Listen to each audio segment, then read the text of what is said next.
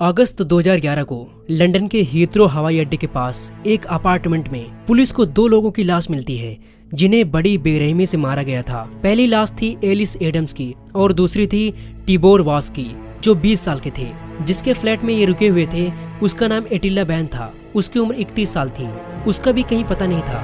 Police ने उसकी तलाश शुरू कर दी। पुलिस को पता था कि वो जिंदा है क्योंकि उसने कुछ घंटे पहले फेसबुक पर एक पोस्ट किया था। वो फेसबुक पोस्ट क्या था आपको आगे पता चलेगा। खैर, हम सबसे पहले इनके बारे में जान लेते हैं कि इनका रिलेशन क्या था और ये किस लिए इस अपार्टमेंट में रुके हुए थे। ये है टिबोर वॉस, जो हंगरी का रहने वाला है और 1 साल पहले ही लंदन के इस होटल में काम करना शुरू किया था। और ये है एलिस एडम्स, ये भी हंगरी की रहने वाली है। इसने भी इसी होटल में अभी 3 हफ्ते पहले ही काम करना शुरू किया था। एक ही जगह से आने की वजह से इन दोनों में बहुत ही अच्छी दोस्ती हो गई थी और ये दोनों एक दूसरे के बहुत करीब आ गए थे। ये है एटिला बैन, ये भी इसी होटल में काम करता था और इसी होटल के बगल में एक फ्लैट में रहता था। तारीख थी 9 अगस्त और आज टिबोर बहुत खुश है क्योंकि कुछ महीने पहले उसने हंगरी के बुडापेस्ट यूनिवर्सिटी में जो फॉर्म अप्लाई किया था उसे आज एक्सेप्ट कर लिया गया था और वो जल्द ही यहाँ से जाने वाला था।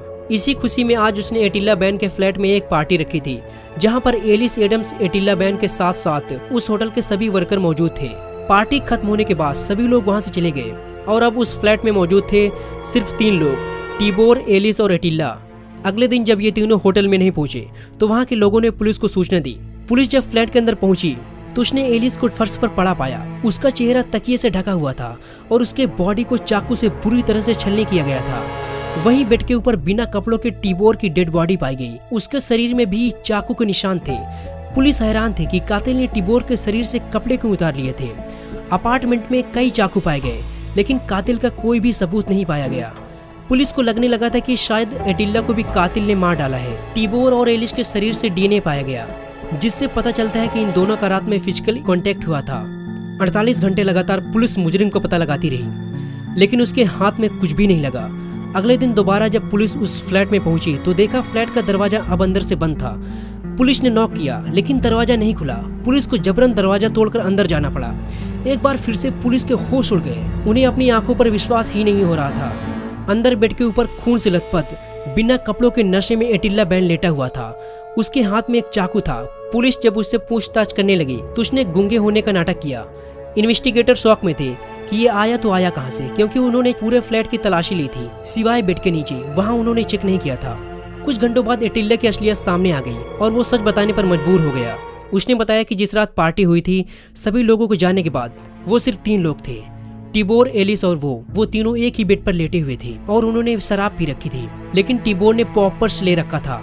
ये एक सेक्सुअल इनहेंसिंग सब्सटेंसेज होता है। उस रात उसने एलिस के साथ सेक्सुअल एक्टिविटी की और बाद में उसे मार दिया और इसके बाद टिबोर को भी सोते हुए मार डाला। एटिला ने बताया कि उसने खुद को भी मारने की कोशिश की लेकिन वो बच गया और वो बेड के नीचे जाकर छिप गया। वहीं से उसने फेसबुक पर एक पोस्ट किया था जिसमें लिखा था, मैं इस बुरे सपने से जागना चाहता हूँ। बाद में एटिला के बारे में एक और खुलासा हुआ कि वो होमोसेक्सुअल था, इसलिए वो टिबोर को पसंद करता था लेकिन टिबोर की उसमें कोई दिलचस्पी नहीं थी और वो एलिस और टिबोर के रिश्ते से जलन भी रखता था। एटिला के ऊपर मुकदमा 9 जुलाई 2012 को शुरू हुआ और 18 जुलाई 2012 को उसे 2 लोगों की हत्या का दोषी पाते हुए उम्र कैद की सजा सुना दी गई।